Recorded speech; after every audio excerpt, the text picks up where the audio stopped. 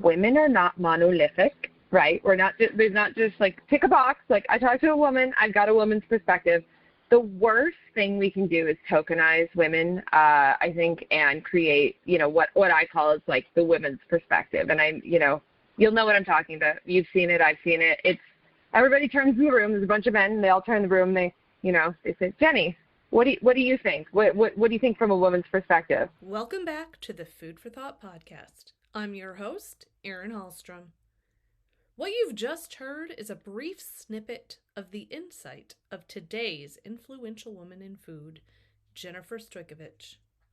Jennifer is the founder and creator of the Vegan Women Summit and the author of The Future of Food is Female, Reinventing the Food System to Save the Planet. If you've ever found yourself irritated to not only be the only woman in the room, but also expected to speak on behalf of women everywhere at that, then you won't want to miss this episode. In fact, if you're discouraged or frustrated by the disparity between how men and women are represented in the food and beverage industry, then this is a can't-miss episode. We pack a lot of great information into this episode, from talking about how Jennifer got started, to why she launched the Vegan Women Summit and penned The Future of Food is Female. Amid the conversation about the importance of diversity and inclusion in our boardrooms, we touch upon the widening gap between who gets funding in new food and beverage ventures and who does not. We talk about why representation matters and how things like the baby formula shortage would have likely been prevented had there been more diversity in the rooms where decisions were being made. We also spend some time talking about why the Vegan Women Summit is important, not only to the plant-based and animal-free food sector, but to the many product and networking opportunities that exist because of it. And like every one of our influential women in food episodes, we end talking about the advice Jennifer would give and has received throughout her career. Enjoy the episode!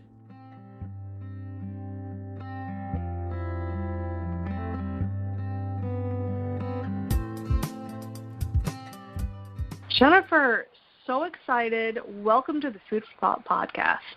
Let's kick things off by getting to know you a bit more. How are you serving the food and beverage industry right now? So I have pretty much dedicated my entire professional career to working in the plant-based and animal-free food system. So we have a few different ways in which we are getting more women into the food and beverage industry. The first, of course, is Vegan Women Summit. We're a global platform of women in the future of food. We started with 250 women in a room 2 years ago, and we have over 40,000 women professionals working in the plant-based and animal-free food sector now. So we're working to get them more funding, more job opportunities, more media attention, and just elevating their presence in this growing industry.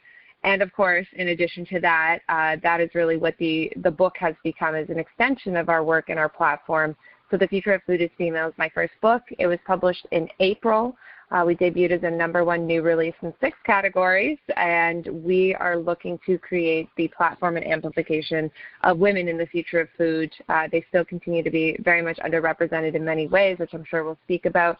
And the goal of the book is to really be that first publication to focus on women founders building the plant-based and animal-free space. But I want to know a little bit more about your background. I think that's, as we get to know you a little bit more, how did you arrive at founding, the Vegan Women Summit? And again, I'm very curious. How did you arrive at the role, and has your background always been in the food and beverage space? I have a little bit of an atypical path.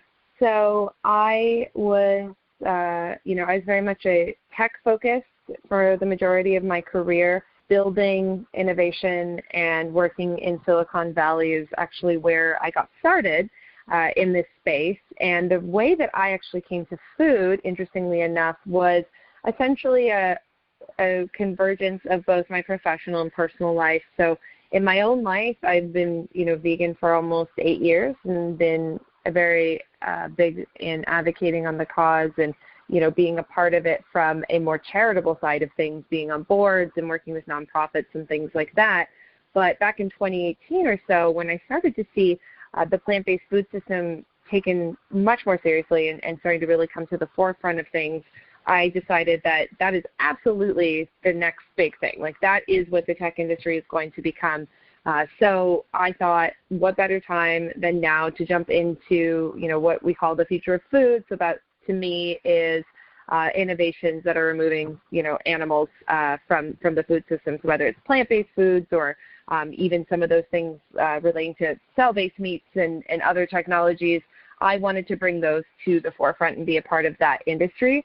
So I've really actually taken my tech background and brought it to food. Otherwise, I have no food background whatsoever, which is kind of funny, I guess. Well, admittedly, we love an atypical past around here, so you fit right in.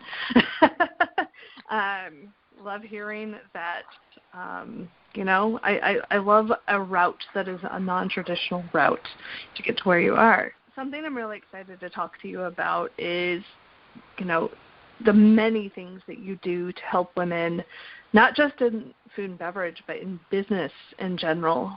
Something that really jumped out at me, though, is how you help raise awareness about VC bias. Can you go into greater detail about what biases women are up against in the venture capital space? Yeah, absolutely. So first and foremost, the reason why DWS even exists and this work even exists is because there is a huge disparity when it comes to the lack of funding and representation that women in food are receiving, right? So even though it may seem like the food and beverage industry is dominated by women, in the plant-based space in particular, in the food technology space, the lion's share of all money that has been raised in this industry has largely been raised by men, right? So globally speaking, in the VC space, 97% of all funding goes towards male founders, 97, meaning that less than 3% of all venture capital that's invested goes towards women founders. And the worst part about that is that that's actually been trending downwards in the last couple of years, which is shocking and, not something that you would expect to see in 2022, but the pandemic, though it became a flurry of investment and a huge, huge frothy market for founders out there, actually caused a lot of VCs to double down on what they described as safe investments, and safe, unfortunately, to them is male founders. So just to, establish the entire kind of basis of the industry, it is still very, very, very male-dominated when it comes to investment. In this space in particular, there is just such a tremendous amount of women that continue to face bias from investors. So more than half of the women that we speak to each year in our Women Founder report do report experiencing bias from investors. And unfortunately, the vast, vast majority of those women experience gender bias specifically. So the majority, I think close to 80%, said last year that they experienced gender bias specifically from investors. And gender bias is a very, very tricky thing because gender bias can manifest in many different ways.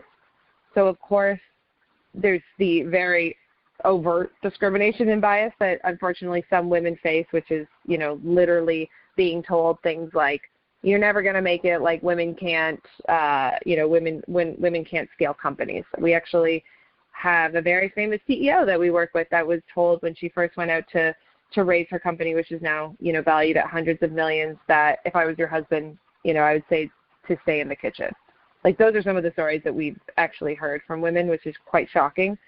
So that is one type of bias. But the real type of bias that typically is seen in this space is unconscious bias. And that's where most of us operate, and that's where the real work needs to be done, because there's a lot of unconscious bias that exists where there's investors that have preconceived notions about certain founders, certain industries, certain demographics that just quite frankly are not true. And unpacking that is the real work, I think, when it comes to this industry. And especially when we talk about the plant-based industry, there's a few examples of how bias has manifested, one of them being the fact that as you and I speak right now, we're in an infant formula shortage. Right? It's a crazy catastrophe that's facing the infants in North America right now.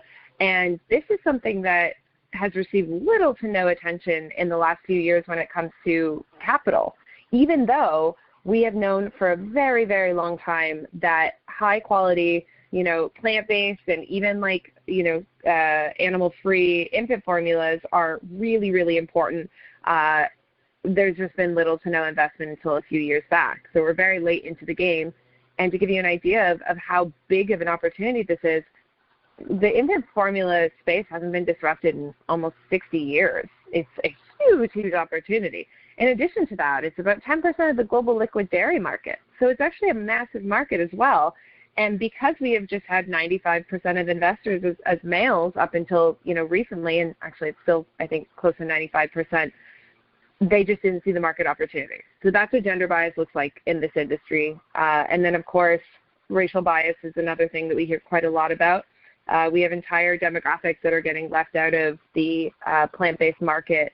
That's why we're seeing people like Pinky Cole raising $100 million for Slutty Vegan, because she's one of the first brands to truly target the African American and Black population. 98% of her customers are Black, and that is just such a huge opportunity that's been missed because we have so few Black founders, we have so few women founders, we have so few founders of color. There's entire swaths of the American population that are not being served with the current plant-based options, and we're missing complete culturally specific lines of food as a result. One of the reasons I created Influential Women in Food is not only to showcase women who are doing amazing things for the food industry, but also to bring awareness to the kinds of biases you're talking about. So that is such an important point. I mean, everything you're saying is important, but you bring up just that's so rich in terms of information that I feel like all people in business, and especially the food and beverage industry, need to hear, because I think a lot of those, not just data points, but the reality is lost on a lot of people. I've been doing this for years, and I still, when I hear that kind of the bias and the numbers and the funding, it still grinds my gears, for lack of a better word. And as for the formula shortage, my own sister with her newborn is experiencing, she's on the tail end or having to deal with that. So dare I say, dealing with it secondhand. It's real. It's very real. Yeah, real. It's very real, but it's also, oh my God, why did nobody predict this? Do you have any idea how many women founders that I work with that have been pitching pregnancy, infant, toddler products for years and years, and everyone has been telling them there's no market, there's no space, it's fine. Yeah, because they have no idea, because the vast majority of investors, let's be honest, right? The vast majority of VCs are men. The vast majority are white men. And in addition, the vast majority are affluent white men. So it's, they're so disconnected from the experience of a mother. And, quite honestly, many of them are probably disconnected from the experience of a working mother that doesn't have help at home. So many of these day-to-day realities for women like your sister, for those that, aren't in that life, are being missed when it comes to market opportunities to invest in. And anybody could have foreseen this one coming, but alas, when you have a very monolithic group of people that are doing all the investing in the food space, you get products that miss out an entire swath of the population. When people tell me, is there a big enough market for plant-based and, healthy infant formula? I say, what do you mean is there a big enough market? 100% of us were babies. Can you speak to some of the advocacy work you're doing for increased diversity and representation throughout these industries? So we are working in many different facets to increase women's representation in the space. So first and foremost, we have a flagship conference, the Vegan Women's Summit, our namesake, and it is the premier conference for women founders in the future of food. We just hosted it in April here in Los Angeles. We had over 800 women fly in from all over, and it is, it's the only place where women exclusively are elevated in this space. So we work with celebrities and CEOs and investors and founders to bring them together and just launch them into a professional platform to give them the attention that they deserve. So that is our yearly conference. That's a big, big annual gathering that we do. That'll be coming back again next year. And for folks, the first question you're going to ask is, are men allowed? Yes, of course. 80% of our attendees are women and 20% are men. So that's our big thing to amplify their voices. But the work that we do throughout the year to grow this industry is quite impactful as well. We do VWS Pathfinder, which is our pitch competition. It's our virtual pitch competition and founder summit. It's the only one in the world that is exclusively for women, again, in the plant-based future of food space. And we've received over 1,000 pitches from 31 countries and counting in a year and a half. So when people tell me there aren't enough women founders in food, that's the first number I point to. I say, oh, yes, they are. You're just not looking hard enough, right? We always put the onus upon the founders and the entrepreneurs to find the investors, but the investors also should be finding them. It's a two-way road, and we haven't really established that as the norm. And so for women that are not connected to that industry, they're just being left completely unseen, and they're not getting connections and access that you would get if you were born in Silicon Valley. So we're trying to change that. One of the things that's really exciting about that is that, we are receiving pitches from 6 continents, and the women that we've been able to focus on are coming from all across the world. So that's another thing we're working on. We also do VWS Connect. It is the only job networking series in the space. So if you want to get a job in the plant-based or future of food space, we have the only virtual job networking series. We've connected over 2,000 job seekers with companies like Beyond Meat, Impossible, Miyoko's, very big high-level companies in the plant-based space with talented professionals. Because the fact of the matter remains, we don't have enough women CEOs and founders, but not everyone wants to become a CEO or a founder. Some people, they just want to become leaders in the space in whatever they do. So it's so important that we also have women represented as executives as well. It's also important that we have women represented at every stage of the company, junior talent professionals, mid-level managers, C-suite executives. We need to make sure that women have that representation at every single step of the company, because that's how we build better products. That's how we reach more and more consumers. The data does not lie. Diverse teams build better products. That is the truth. There is no way around it. So if we continue to have teams that are homogenous and, are excluding women, especially women of color, we're going to continue building products that are really only designed for a select group of people. And that doesn't make any sense for anybody's bottom line. So that's why the Job Networking Series has been such a big part of our work. And then, of course, as we've talked about, we produce the only founder report for women in the future of food. So we speak to over 150 CEOs around the world each year and gather really, really deep dive data. So if folks are interested, you can go to veganwomensummit.com and just scroll down. It's on our homepage, our founder report. We produce it every single year. It's the only resource that has any stats on what is going on with women in this space, whether it's opportunities, whether it's, fundraising horizons, whether it's, biases and challenges. We collect all of it, and it's a very comprehensive report. So all of those pieces all together are really how we are trying to accelerate women in this space. And then, of course, the book is an extension of all of that work as well. Tell me more about the book.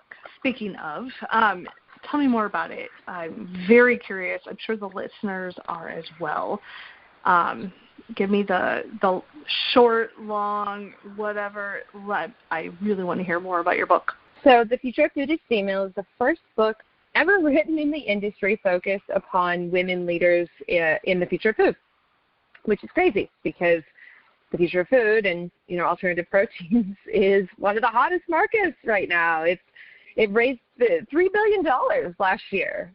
How on earth can there not be a single publication that focuses on women? So I sought out to write it. The goal of the book is to create that representation for women everywhere. I spoke to women across 6 continents. I've got CEOs, investors, venture capitalists, a few celebrities. I've even got a member of the European Parliament that's in the book. And what I sought to do was write about what they are doing to innovate and change the food systems, why they do it, where they came from, so that anyone, especially young women, especially students, especially those women that are looking for their path in life, for them to pick it up and see, one of these 15 stories connects to them.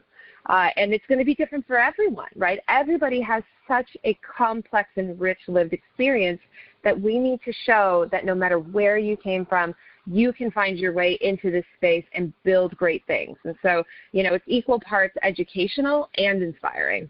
I love that. I'm going to go look for it. I got to get my hands on this book. Can't wait.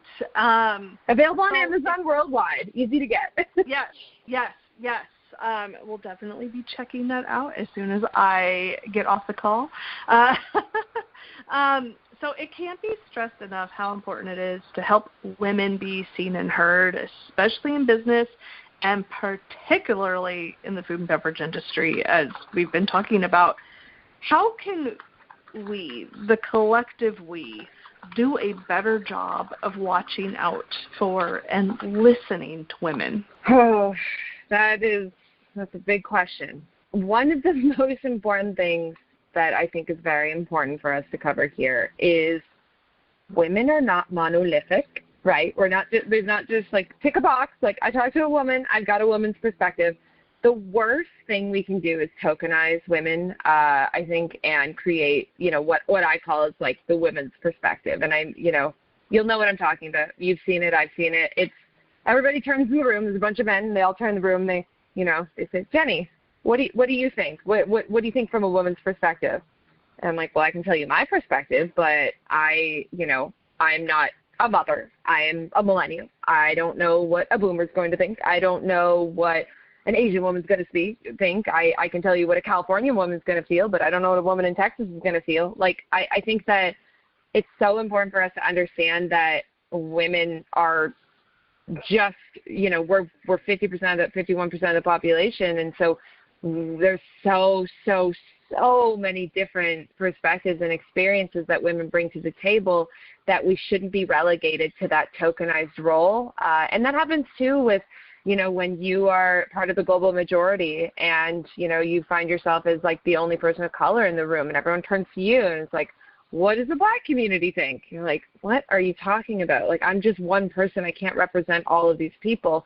So I think that's the most important thing to understand is that it's not enough to just have one woman representative. You need to have everybody at the table. And so women founders of color actually receive 0.5% of all venture capital.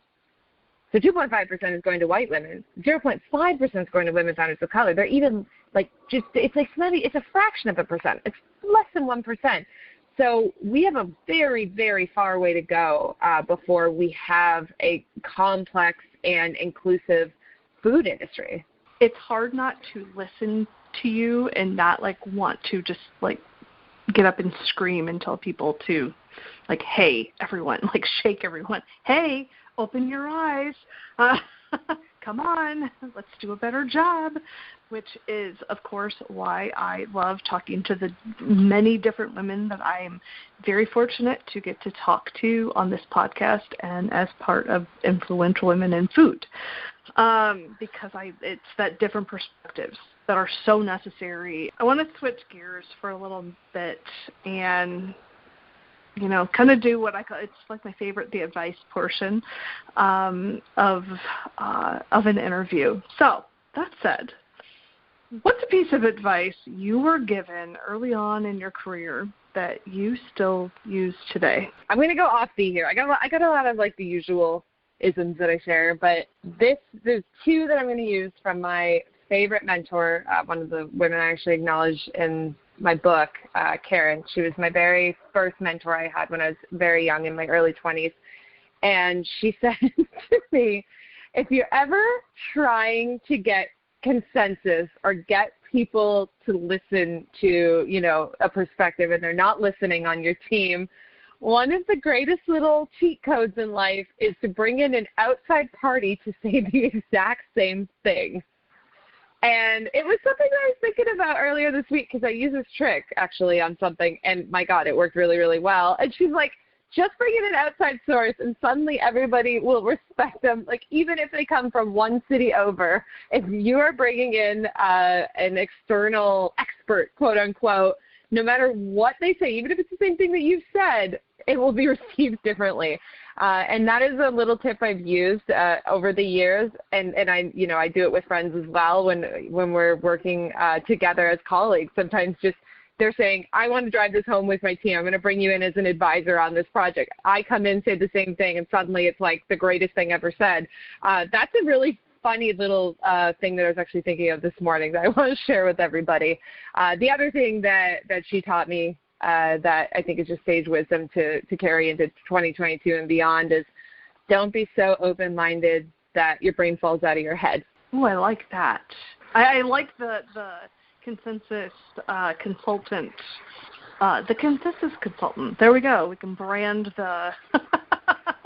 It works, man. And I'm telling you, I promise everybody listening, it's a trick. It's a little psychological trick. And you can even set up with some of your colleagues, like a little bit, I'll scratch your back, you scratch mine. Like, I'm going to bring you in for an advisor. Like, down the road, we'll do the same thing, vice versa. You can move mountains. I think when you really strategize, like, how to get people on board like that. Speaking, you mentioned mentorship. If you were to mentor a woman or women new to the industry, what 2 or 3 pieces of advice would you give them other than the consensus and the open-minded thing? So I do participate in a number of mentorship programs, actually. So it's something that's very important to me, and I, both officially and unofficially mentor a number of women in this space. And I think that, the first thing I tell every woman that I'm talking to, and I tell, especially young people of any background, actually, the industry that we're in, like specifically the industry of food, like the future of food space, plant-based foods, things like that, it's so new. Like, what we are on the brink of, like, this is just the very, very, very beginning. And it may seem like there's all these industry giants out there, but you too can find your place amongst the giants. I think it's super important to establish that we're just in the starting line here when it comes to what it's going to take to revolutionize the food system and to save the planet. And so I want everyone to realize that although it may seem when you're, looking up at the top that it's already been all built and, the winners have already been chosen, this ain't going to be like a Coke Pepsi situation. We're not going to have a few brands that dominate and suddenly, change the world's, supply of meat overnight. There is going to need to be so many innovations, so many brands, so many companies, so many leaders that need to be a part of this. So I think that's really important for anyone that's listening to understand that, like, we're at the very beginning. It's like being in, like, the early 90s on the internet, right? I'm writing a piece for Rolling Stone right now about this, about, what are we going to do about the plant-based bubble popping? I'm like, it's going to pop like 50 more times. We've been declared, in 1994, they declared the internet is dead. Can you imagine that? Isn't that like in 2022, looking back, somebody said in 1994, the internet's dead, it's never going to work. And mainstream outlets actually said that. So I want to wrap things up by giving you an opportunity to, if anyone is interested in learning more about what you're working on, where can they find you? Kind of a last-minute pitch for Vegan Women Summit, or if there are women or even men listening, whoever is listening, that may want to participate in Vegan Women Summit or any of the other programs, any future projects, mentorship, or anything of the like, how can they get in touch with you? So I am pretty much everywhere. I am all over the internet, so don't worry. It's easy to find me. You can follow me specifically on LinkedIn, Jennifer Stojkovic. I've got one of the leading future of food pages, so you'll see lots and lots of content from me about what I'm up to. You can also follow me on Twitter or Instagram at Jenny Stojkovic. And then if you are interested in following the work at Vegan Women Summit, veganwomensummit.com/newsletter. That is the place to join over 10,000 of your newest friends and learn about women in the future of food. Every week we do Women Founder Wednesday. It's the only newsletter that's focused on women-owned companies and some of their successes. So we cover 12 to 16 stories every single week, digest for you, and send you in your inbox Wednesday morning. In addition to that, we're super active across all channels, as you can imagine. So we are at Vegan Women Summit on Instagram, on Facebook, on LinkedIn. We're very active on LinkedIn. As I am writing this, we are just about to pass 10,000 followers on LinkedIn. So we are a very, very active page. And, of course, on Twitter at Veg Women Summit. There's a lot of exciting stuff to come from us. We're very active in the community. Our big, big conference will be coming back next year. Our pitch competition will be coming back in the fall.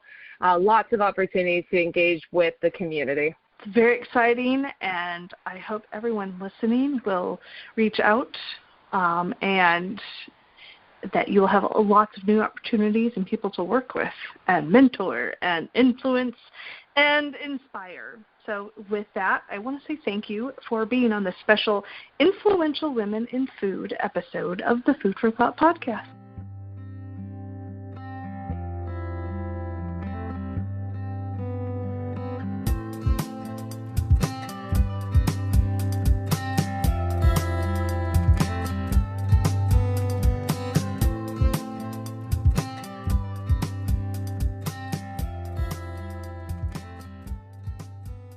For everyone listening to the Food for Thought podcast today, thank you for tuning in. You can find us on Apple Podcasts, Spotify, Stitcher, and just about everywhere you can listen to a podcast. Be sure to tune in next time as we talk more about the stories behind the headlines of the food and beverage industry. Take care. Have a great day.